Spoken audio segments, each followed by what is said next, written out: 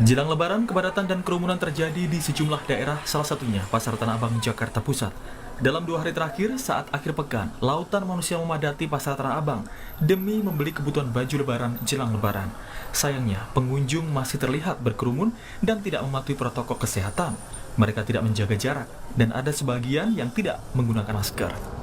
Dikhawatirkan, kerumunan di Pasar Tanah Abang ini bisa memicu terjadinya klaster penyebaran COVID-19. Gubernur DKI Jakarta Anies Baswedan saat meninjau Tanah Abang menyampaikan dalam 2 hari terakhir pengunjung membludak hingga 100.000 pengunjung. Protokol kesehatan di Pasar Tanah Abang akan diawasi ribuan petugas gabungan. Pengendalian dilakukan dengan mengerahkan sekitar 2.500 personil. Jadi mulai sore ini pasar akan ditutup dengan dibagi. Ada yang tutup jam 4 dan ada yang tutup jam 5. Untuk besok pukul 3 sampai dengan 7 KCI tidak akan berhenti di Tanah Abang sehingga tidak mengangkut penumpang dari sana. Selain itu, 300 personel juga dikerahkan untuk membantu pemerintah Provinsi DKI Jakarta untuk meminimalisasi kerumunan di Pasar Tanah Abang, baik di dalam maupun di luar gedung. Baik itu yang nanti sifatnya statis, membackup Pemprov, ya, Satpol PP segala macam, maupun yang mobile nanti, tim motoris maupun patra. Karena trouble spotnya ini bukan hanya di dalam gedung, di luar juga harus kita tertibkan agar tidak terjadi kerumunan. Tidak hanya di Pasar Tanah Abang, Minggu siang stasiun Pasar Senen Jakarta Pusat masih dipadati penumpang yang mudik lebih awal sebelum larangan mudik diberlakukan. Meski padat, PT KAI tidak menambah jadwal kereta api tambahan. Bahkan pada minggu kemarin sudah 6.000 penumpang diberangkatkan. Di Banyumas, Jawa Tengah, lebih dari 50 anggota jemaah salat tarawih menjadi klaster positif COVID-19. Penularan diduga berasal dari warga sakit, tetapi memaksa tetap pergi ke masjid. Warga yang terpapar kini tengah menjalani karantina. Presiden Joko Widodo mewanti-wanti agar masyarakat tetap menjaga kewaspadaan karena pandemi belum berakhir. Kita harus tetap benar-benar waspada, tetap tidak boleh lengah, tidak boleh menyepelekan yang namanya COVID. Ada penurunan kasus harian, tapi jangan dulu berpuas diri, jangan optimisme berlebihan. Jangan merasa situasi sudah terkendali, jangan merasa sudah aman. Belum. Upaya menekan kasus aktif ini harus terus dilakukan. Seluruh masyarakat Indonesia harus belajar dari kasus sebelumnya. Tren kerumunan Lebaran, Natal, dan libur hari kemerdekaan menjadi pemicu lonjakan COVID-19. Jangan sampai tsunami COVID-19 di India juga terjadi di Indonesia. Tetap patuhi protokol kesehatan demi menjaga keselamatan bersama. Tim Liputan, Kompas TV. Tetap hati-hati dan waspada. Ini yang mungkin harus terus kita terapkan dalam kehidupan kita sehari-hari. Kerumunan yang terjadi dan kita ketahui bersama terjadi di sejumlah pusat belanja, moda transportasi sampai ke tempat keagamaan atau beribadah di berbagai daerah menjelang Lebaran tahun ini dikhawatirkan akan menjadi klaster baru penularan COVID-19. Lalu langkah-langkah apa yang bisa dilakukan pemerintah dan masyarakat untuk bisa menekan angka penyebaran COVID-19 menjelang Lebaran seperti saat ini? Kita pagi hari ini akan membahasnya. Ada sejumlah narasumber untuk Sapa Indonesia Pagi yang hadir melalui daring. Di antaranya Heri Trianto, Kabid Komunikasi Publik untuk Satgas COVID-19 atau Satgas Penanganan COVID-19, Juru Bicara Satgas COVID-19 MUI, Kiai Haji Muhammad Khalil Nafis, dan juga epidemiolog dari Universitas Indonesia, Tri Yunis Miko Wahyono. Selamat pagi semuanya, Assalamualaikum warahmatullahi wabarakatuh. Selamat pagi, Mas Wahyu. Warahmatullahi wabarakatuh. Terima kasih waktunya Mas Heri, Pak Khalil, dan juga Mas Miko. Mas Heri, Tanah Abang dulu, bagaimana kemudian langkah-langkah selama 2 hari kemarin dan kemudian yang akan terjadi karena biasanya kan keramaian seperti ini sampai ke Lebaran. Sudah ada langkah-langkah yang dikerjakan bersama Pemprov DKI agar tidak terjadi lagi seperti Sabtu dan Minggu kemarin, Mas Heri? Iya, terima kasih Mas Bayu. Jadi apa yang terjadi di Tanah Abang kemarin sebenarnya itu adalah cerminan yang terjadi di hampir 30 di hampir seluruh wilayah provinsi Ya. di Indonesia gitu. Dan kasus Jadi kemarin tidak itu hanya di benar-benar Jakarta ini ya? tidak hanya di Jakarta karena 33 provinsi itu memang terjadi kenaikan pergerakan manusia di pusat-pusat perbelanjaan. Dan kemarin di Jakarta karena dekat dengan semua media kayak Ya. gitu ya, jadi Ya. akan begitu terlihat dan memang di atas kapasitasnya. Ini benar-benar peringatan bagi kita semua untuk mengantisipasi segala sesuatu yang mungkin terjadi dari potensi-potensi kerumunan yang ada. Kemarin mungkin kita bisa dikatakan agak terlambat, tetapi mudah-mudahan ini hari-hari ini sudah bisa diantisipasi karena Ya. semakin dekat di hari Lebaran, Gubernur DKI juga sudah melakukan mengunjungi lokasi di sana dan mengambil langkah-langkah yang diperlukan. Ya. Ini juga mendapatkan perhatian juga dalam rakor kemarin oleh Panglima TNI maupun dari begitu. Kapolri untuk kemudian bersama-sama memastikan kejadian ini tidak terjadi. Karena sejak 3 minggu terakhir Satgas sudah mengingatkan juga bahwa tren ini sudah terus naik apalagi di akhir pekan. Ya. Jadi saya pikir itu pelajaran dan jangan sampai provinsi lain juga kecolongan. Ya, DKI sih lumayan cepat. Pak Anies kemarin sudah langsung meninjau dan langsung memberikan arahan. Daerah-daerah lain bagaimana itu, Mas Heri?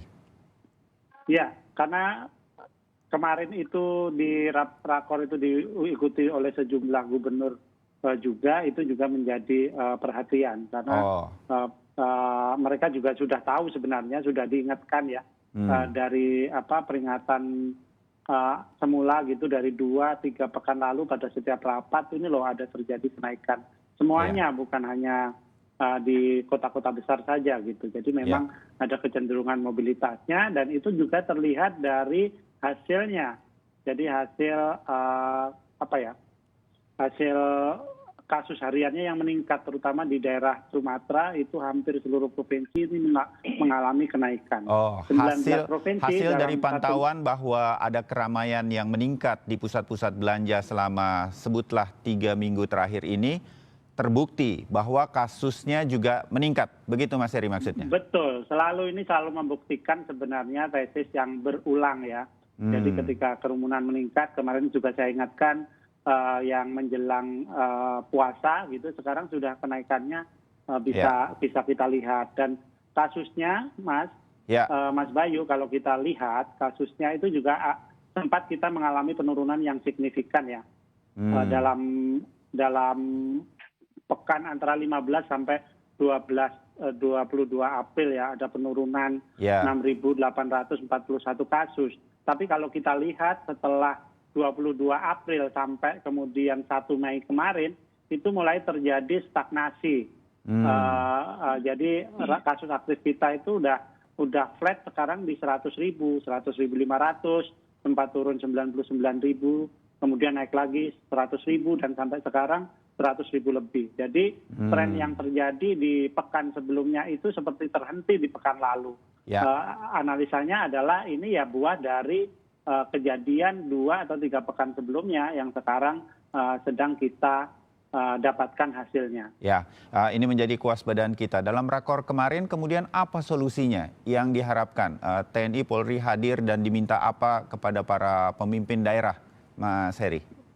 Ya, jadi selain TNI Polri yang kemudian concern ini untuk menghadapi masyarakat yang nekat untuk melakukan mudik kendati sudah dilarang ya dan ditiadakan, ini personel akan dibagi ke pusat-pusat keramaian maupun tempat-tempat yang mungkin akan dikunjungi oleh masyarakat pada situasi nggak sekalian ditutup Lebaran. sementara dulu aja Mas Heri, karena situasinya kita khawatir ini kan sekarang stagnan. Mungkin dalam 2 minggu ke depan kita akan melihat pelonjakan lagi nantinya, khawatirnya. Iya, sebenarnya ada opsi seperti itu, tapi itu belum diambil. Kita akan lihat beberapa hari lagi, Mas Bayu. Jadi ketika sekarang makin banyak atau aparat yang bersiaga, kemudian segala perkembangan bisa diantisipasi lebih cepat dan masyarakat juga tahu juga kan, ini kan viral juga kan, videonya, mereka juga untuk berpikir 2 atau 3 kali deh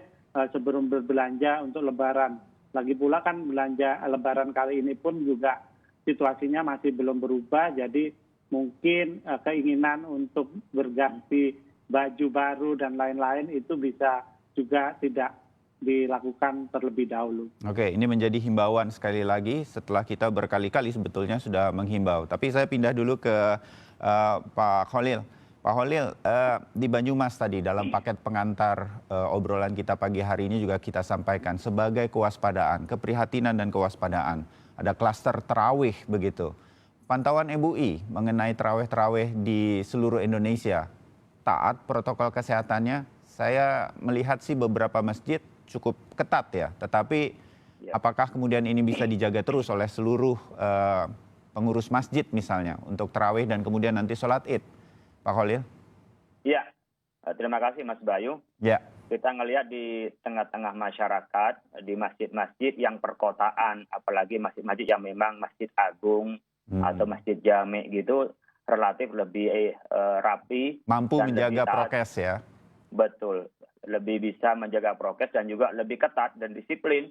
Mereka berani juga memberikan sanksi, dalam arti mereka diberikan masker dan mereka dihimbau itu lebih berani. Tapi ada di tempat-tempat perkampungan, apalagi yang memang jauh dari kota itu hampir mungkin tidak menggunakan prokes. Meskipun mungkin bagi kita ada 3 kategori ya. Di kategori yang hijau tentu mereka sudah lebih fleksibel. Tetapi banyak sekali daerah-daerah, kalau nanti ini termasuk juga orang yang pulang kampung, mereka sudah nggak lagi menggunakan prokes.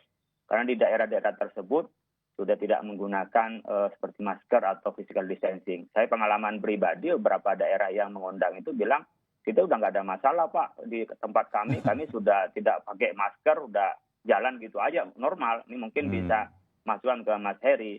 Jadi ada sebagian masjid yang memang sudah merasa ini lepas dari pandemi. Oleh karena itu kita perlu mendorong, mensosialisasikan kepada masyarakat bahwa secara keagamaan kami memberikan legitimasi bahwa kewajiban masyarakat meskipun dalam keadaan beribadah atau dalam masjid tetap wajib menjaga protokol kesehatan demi menjaga jiwa. Karena agama tidak terhalang dengan penggunaan protokol kesehatan itu. Ya, Pak Khalil, ini saya rasa MUI punya peran sangat penting ini dengan para kiai, para ustadznya, ustazahnya begitu untuk menghimbau masyarakat. Soalnya kalau dari sisi agama ini salah-salah bicara, salah-salah menghimbau atau untuk kepentingan bersama malah jadi urusan begitu kan di tengah-tengah masyarakat kita begitu.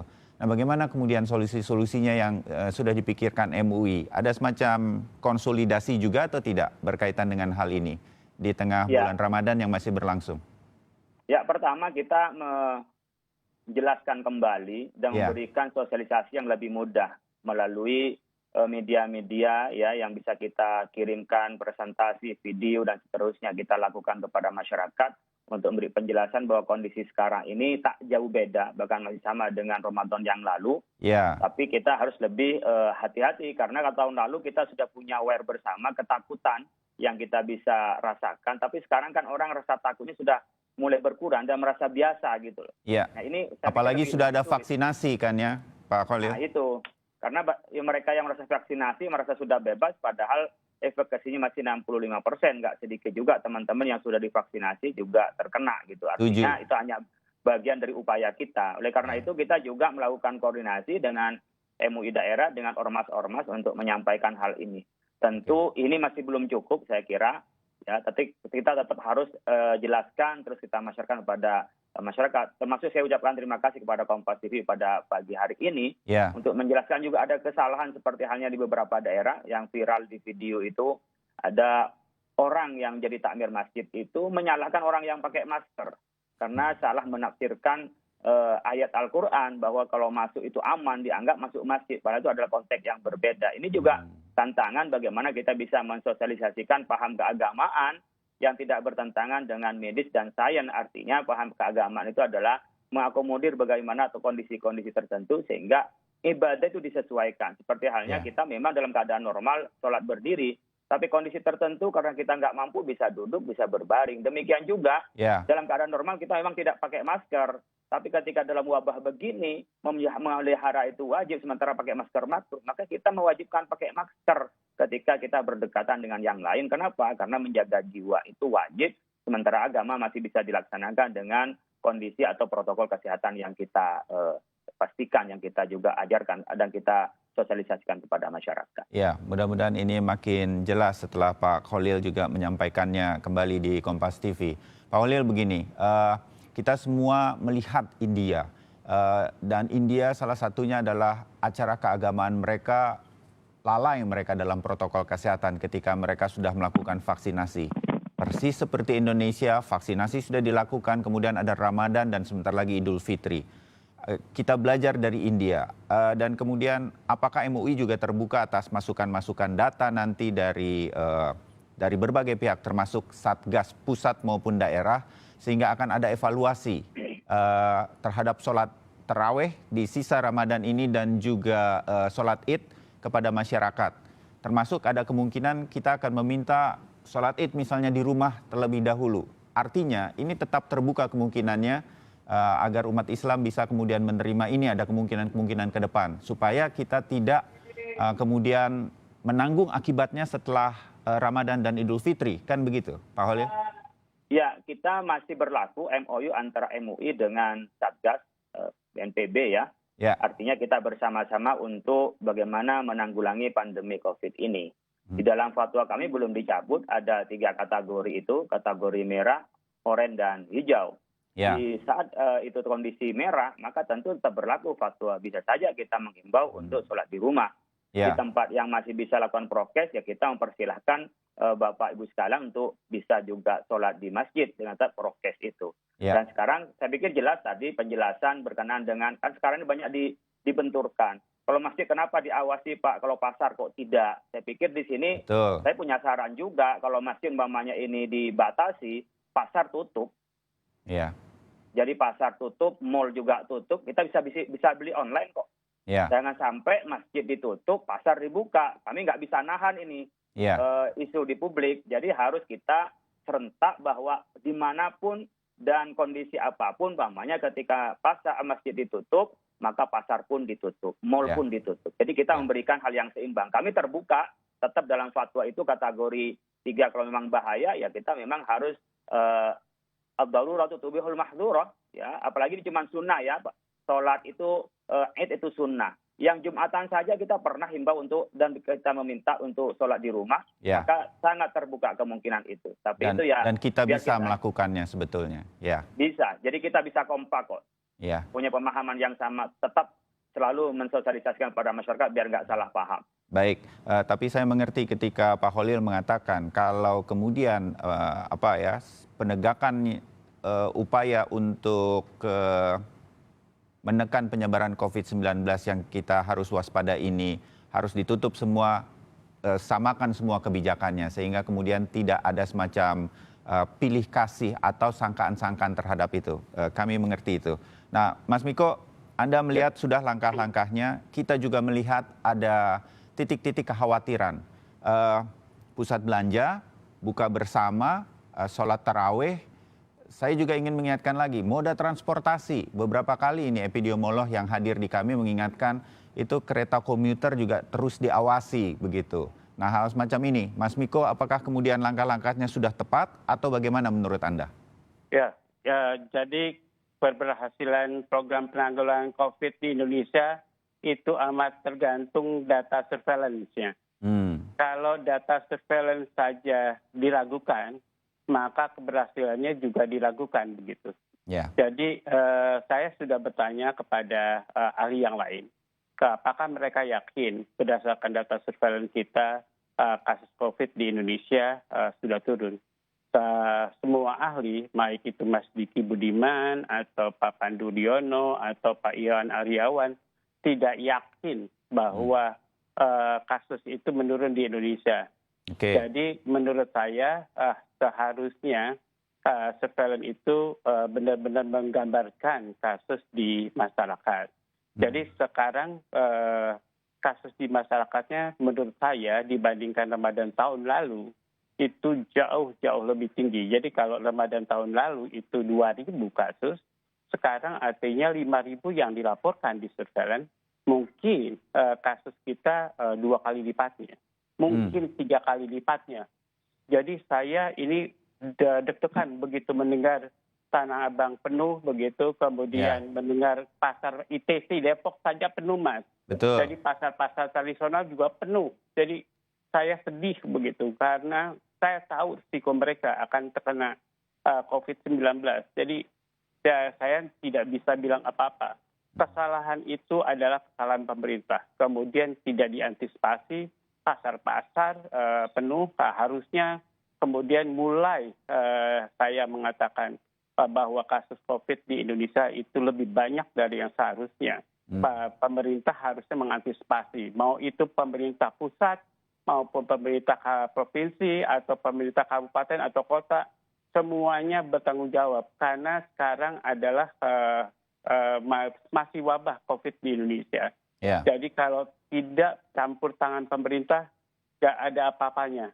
Jadi kalau sekarang dikatakan bahwa di Indonesia akan terjadi seperti India, ya kejadian yang seperti ini, belanja di pasar banyak benar, kemudian di pasar manapun banyak, saya pikir mungkin kecepatan penularan COVID akan banyak sekali dan kecepatan vaksinasi di Indonesia tidak terjadi.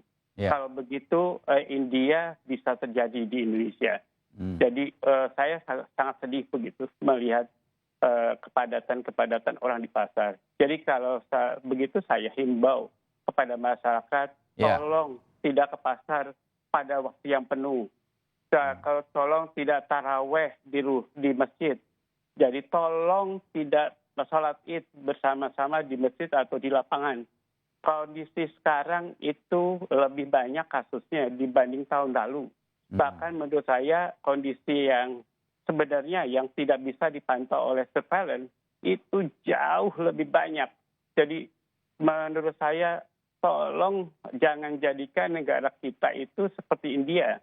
Jadi sebenarnya saya sedih kalau terjadi seperti ini terus, Mas. Oke. Mas Miko, langkah-langkah yang tadi sudah disampaikan, saya sih tadinya sempat saya sampaikan juga ke Mas Heri, kenapa kemudian tidak melakukan penutupan terlebih dahulu supaya ini menjadi lebih jelas penegakan aturannya, kira-kira begitu. Kalau menurut Mas Miko, apa yang bisa dilakukan pada saat-saat seperti ini dengan data-data yang mungkin Anda sudah kumpulkan, dan saya yakin Satgas pusat maupun di daerah sebetulnya juga memiliki data yang sama dengan Anda, Mas Miko? Ya, jadi menurut saya harusnya pemerintah baik itu pusat, provinsi, kabupaten atau kota membuat peraturan-peraturan yang baru agar kemudian antisipasi ke arah tragedi India tidak terjadi di Indonesia. Kemungkinan kerumunannya pasar-pasar harusnya dibuat peraturan, bukan hanya mendatangkan petugas begitu di tempat. Jadi ada peraturannya bahwa berbelanja itu misalnya maksimal 2 orang, kemudian di pasar kapasitasnya benar-benar diukur begitu. Kemudian orang di pasar ya harus masuk pada 1 pintu atau 2 pintu atau 3 pintu yang bisa ditahan begitu. Baik itu pada pasar tradisional, kemudian pasar modern, ya itu benar-benar diatur yang masuk. Jadi seharusnya menurut saya ya seperti itu. Pasar tradisional pun seperti itu. Kemudian kereta api juga tidak kapasitasnya 50%. Kenyataannya tidak 50% pada waktu pagi dan sore hari. Betul. Jadi saya himbau untuk seluruh masyarakat patuhlah pada peraturan. Sekarang ini saat yang genting untuk menentukan apakah kita mau seperti India atau tidak. Jadi saya ingatkan sekarang saat yang genting untuk kita seperti India atau tidak. Kalau kita semua tidak patuh, maka kita akan seperti India. Jadi saya sudah keras kepada pemerintah dan kepada masyarakat Indonesia. Jadi menurut saya saatnya sekarang, jangan ditunda-tunda lagi. Baik Mas Miko, Pak Holil dan juga Mas Heri, kita sambung usai jeda. Bagaimana upaya-upaya yang pernah kita lakukan dan cukup berhasil untuk menjaga kerumunan di pasar, di transportasi, di beberapa tempat umum termasuk tempat ibadah. Kita pernah melakukannya dengan cukup baik, lebih dan kurang. Dan kita sekarang lengah terhadap hal ini. Saya catat dari Mas Miko tadi, kini saatnya kita untuk meningkatkan kewaspadaan. Jangan sampai kita terlambat. Kita sambung usai jeda.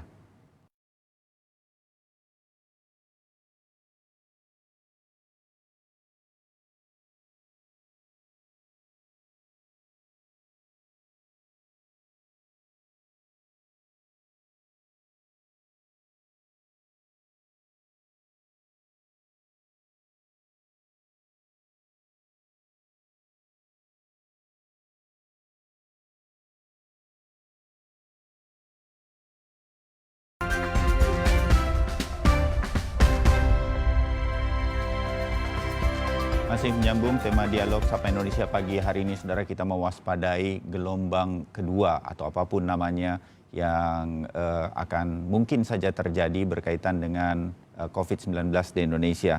Masih ada Mas Heri Trianto, Pak Khalil, dan juga Mas Miko yang sedang berbincang. Mas Heri, harapan-harapan tentu sama kita semua berkaitan dengan apa yang disampaikan Pak Khalil, penegakan aturan, dan juga Mas Miko bahwa kita pernah membuat aturan-aturan dan cukup terjaga begitu.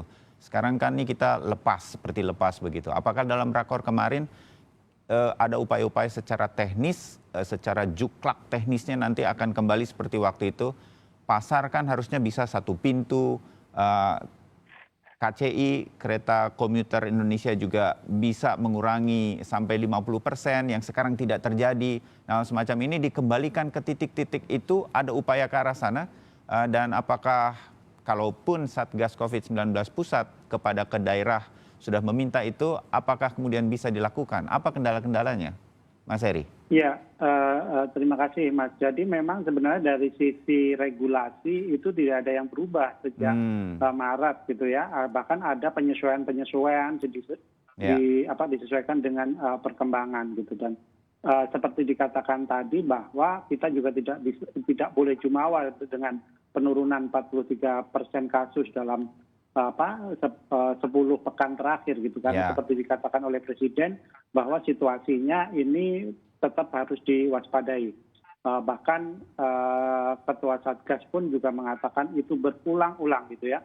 Seperti orang yang sangat cerewet untuk mengingatkan semua pihak itu, baik pemerintah, kemudian juga masyarakat yang tentu saja mereka pelakunya di lapangan kayak gitu. Tapi memang ada problem, ada kendala bagaimana mengorkestrasi 270 juta masyarakat Indonesia ini.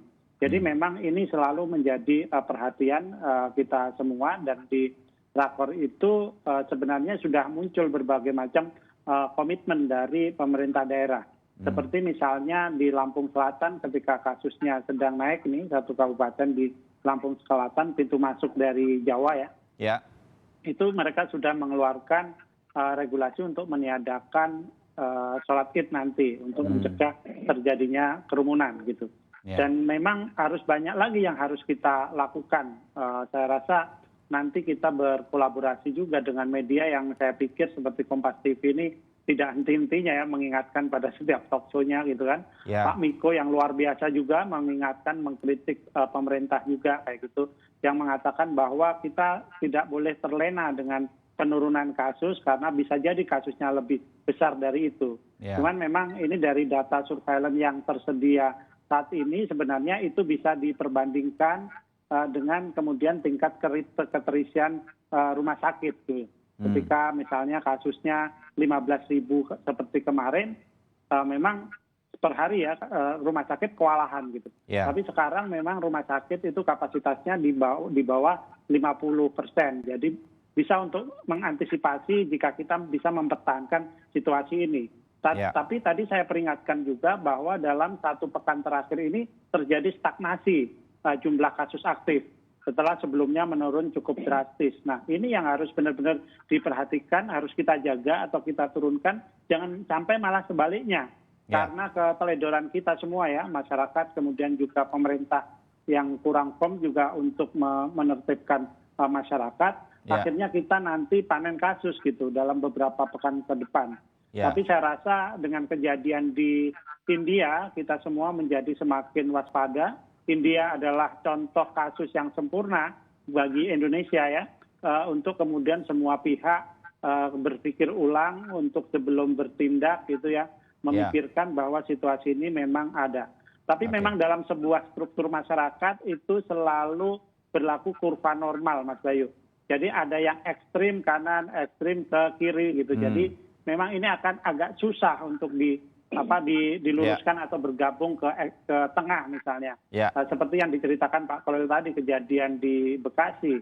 Kita perlu cek juga, jangan-jangan ada juga beberapa tempat ibadah yang memahami secara serupa, sehingga ini menjadi pekerjaan yang besar lagi gitu, pekerjaan tambahan buat kita. Seperti itu Mas Bayu. Ya, itulah Mas Heri, mengapa kemudian saya berharap sekali dalam rakor kemarin dan mungkin rakor-rakor berikutnya nanti penegakan aturan, ya tentu harus ada kehadiran aparat, betul-betul menjaganya. Ini kan kasus Tanah Abang dikatakan bahwa sudah diingatkan, sudah dihimbau. Tapi kalau kejadiannya seperti ini kan ada yang tidak dijalankan begitu Mas Heri. Sehingga kemudian pasar bisa sebegitu penuhnya, itu baru di satu pasar di Indonesia. Kita bicara seluruh Indonesia, ada yang tidak dijalankan dan ini harus dikembalikan. Itu menjadi komitmen bersama, tidak hanya TNI Polri tapi juga kepada pemerintah daerah setempat begitu.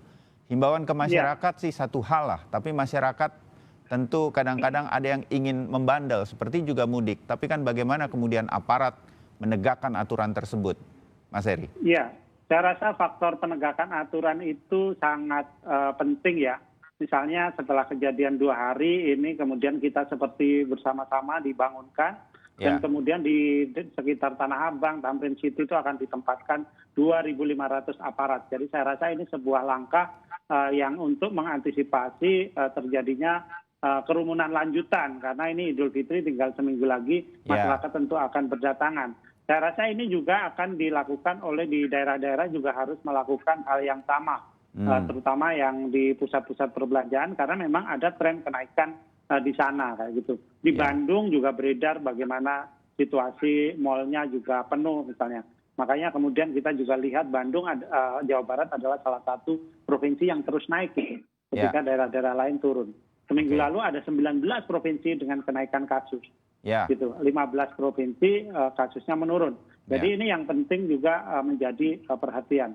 Tentu saja Satgas di pusat tidak bisa bekerja sendiri tanpa dukungan Satgas di daerah yang dikepalai oleh para kepala daerah kayak gitu.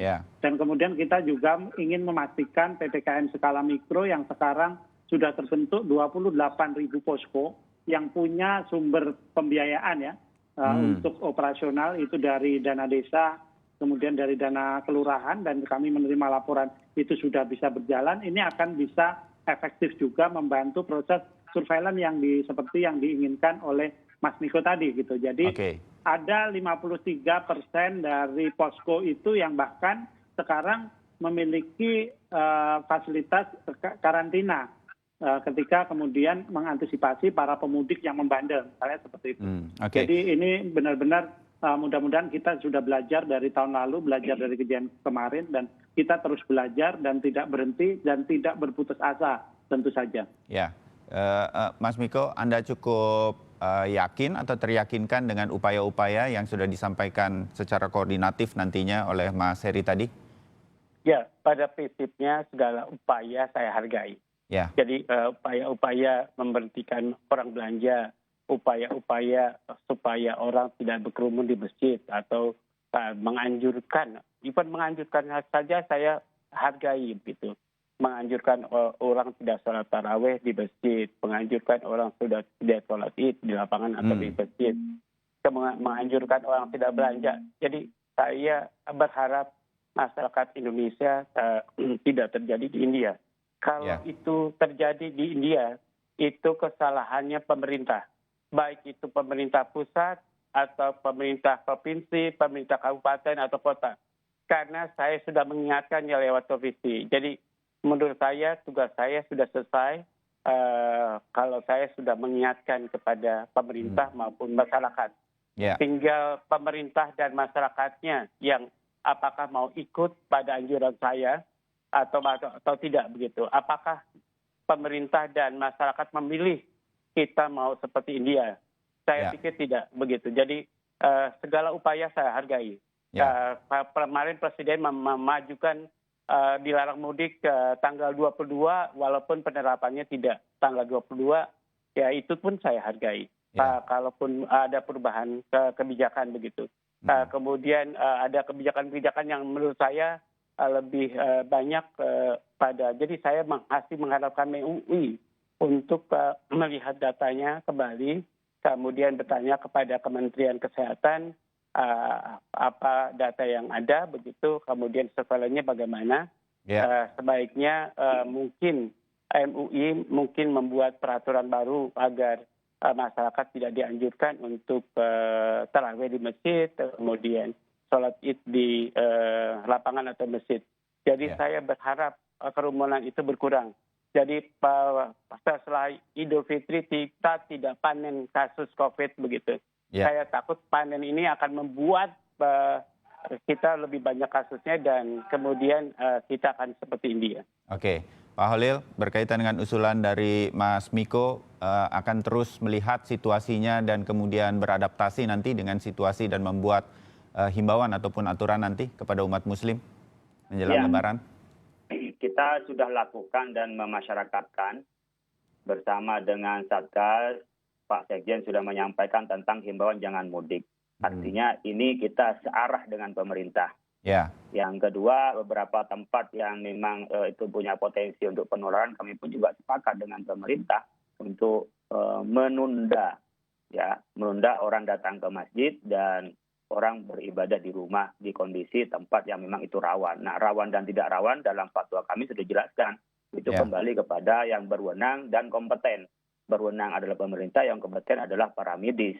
Oleh karena itu MUI 100%, mulai dari soal vaksinasi yang AstraZeneca, Sinovac, kami yang terdepan dan dilaksanakan di kantor MUI. Jadi harapan masyarakat untuk MUI terlibat, MUI sangat sudah terlibat. Mari bersama-sama kita ke depan, termasuk ini persoalannya yang kedua, ketika kita bisa antisipasi pulang kampung, ternyata orang tidak pulang tapi berkerumun. Padahal tidak pulang kampung itu adalah tujuannya biar tidak memindahkan mungkin potensi penularan yang carrier atau yang memang terkena pandemi ke kampung. Tapi ini kan menjadi masalah baru, orang tidak pulang mencari hiburan, atau orang memang pengen juga rekreasi, kejenuhan, ini juga perlu diatasi oleh pemerintah dan oleh kita semua, bahwa kemungkinan berkerumun, mereka tidak pulang tapi berkerumun dengan teman-temannya di Jakarta, di kota-kota besar, saya pikir perlu dipikirkan kembali. Seperti belanja kan bisa pakai online sekarang. Jadi andaikan itu tidak datang ke lapangan, itu ada solusinya. Lah kami yang nggak bisa sholat online saja bisa melakukannya, bagaimana dengan ekonomi kita yang bisa ada alternatif online? Nah, saya sepakat tadi bahwa di sini kalau memang ada masalah, bukan siapa yang disalahkan. Sama, disalahkan pemerintah. Kenapa? Kan pemerintah yang punya hak mengikat, bisa menindak, bisa melarang. Lah kalau kami MUI hanya bisa menghimbau. Iya kalau orang pas baca fatwanya. Kalau nggak baca fatwanya seperti kasus di masjid itu yang melarang orang maskeran, kan kita punya sosialisasi, punya kewajiban sosialisasi. Tetapi pemerintah wajib itu sudah untuk mencegahnya. Nah, saya juga sepakat jangan sampai ini terjadi ke kita, peristiwa di India. Oleh karena itu dari klaster kampung karena tidak mudik menjadi klaster kota karena kita berkerumun. Nah, saya pikir pasar, mal, bahkan mungkin juga pertemuan-pertemuan lainnya perlu diselidiki juga. Jadi biar kita imbang, saya ingin menyampaikan karena juga banyak keluhan ke saya, kok kenapa Pak, kok musola, masjid, orang beribadah ya dipantau terus. Nah, sementara tidak dibikin instrumen bagaimana orang ke pasar, bagaimana orang ke kantor, sementara orang pertemuan-pertemuan terbatas yang memungkinkan juga dia juga tertular. Ini juga nggak mengemuka di dalam isu. Juga terasa dipantau juga, sehingga kemudian tidak seperti pilih kasih begitu kan ya, Pak Holil? Nah ini saya ingin menyampaikan suara umat, kami sepakat 100%, tapi bersama-sama ayo kami mendukung dari aspek keagamaan, legitimasi tadi Mas Bayu sampaikan, ini biar nggak salah-salah bicara soal agama, kami dukung tindakan tegas itu. Jangan sampai terjadi, karena darul mafasid muqaddamun ala jalbil masalih. Bahwa menolak keburukan itu harus didahulukan daripada kemaslahatan ekonomi yang masih bisa ditunda dengan pakai online itu. Sementara mafsadanya besar ketika kita berkerumun, kita lihat di beberapa pasar dan tadi disampaikan oleh Mas Heri bahwa tidak hanya di Tanah Abang, tapi di seluruh Indonesia begitu. Dan saya ingin menyampaikan barangkali ini kesalahan paradok di dalam berpuasa. Seharusnya di bulan Ramadan akhir itu Nabi itikaf. Kalau punya musola di rumahnya, kalau di masjid memang itu rawan terkena pandemi, untuk menghindarkan mafsadah bisa di rumahnya, Bisa di rumah. baca Quran, bisa zikir. Nah ini kan bisa paradok. Orang puasa harusnya di final Ramadannya itu untuk menggapai Lailatul Qadar, tapi orang kok nyari Abdul Qadir di mal-mal dan di pasar-pasar. Jadi, nah ini menurut saya paradok puasa yang perlu kami sampaikan, ya nasihat singkat. Mari sambil pemerintah mengatakan awas terkena pandemi COVID, kami akan mengatakan ayo kejar Lailatul Qadar, jangan Anda repot ke pasar, jangan Anda repot monyet ke mall. Udah itu lepaskan saja semua, atau kita juga nggak kumpul dengan mana-mana. Soal baju baru, pakailah yang terbaru nanti di Lebaran nanti. Bisa dengan cara yang bisa menghindarkan diri dari pandemi ini. Oke, ya terima kasih himbauan Pak Khalil mengingatkan kita semua. Justru di momen Ramadan ini kita bisa melakukan penekan ini. Saya terima kasih dulu untuk upaya-upaya kita, Mas Heri, Pak Khalil, dan juga Mas Miko. Terus kita mengingatkan masyarakat kepada diri kita sendiri, keluarga kita yang paling dekat, dan juga seluruh masyarakat untuk menahan diri. Pandemi belum berakhir dan kita harus menjaga ini agar tidak terjadi lonjakan usai Ramadan dan Idul Fitri nanti. Kita harus melihat India dan kita tidak boleh seperti India. Terima kasih untuk diskusi pagi hari ini. Assalamualaikum warahmatullahi wabarakatuh. Waalaikumsalam. Salam sehat semuanya. Terima kasih. Dan mudah-mudahan kita diingatkan oleh 3 narasumber kita bagaimana kemudian kita harus menjaga ini semua. Pemerintah punya aturan, pemerintah memiliki aparatnya, tetapi kita juga harus membantu dengan diam di rumah. Jangan kemudian kita ikut menyebarkan ini semua. Kita harus menjaga Indonesia perlahan tapi pasti bebas dari pandemi COVID-19. Jangan kemana-mana, Sapa Indonesia Pagi akan kembali usai jeda. Kami akan hadirkan segmen Sehat di Tengah.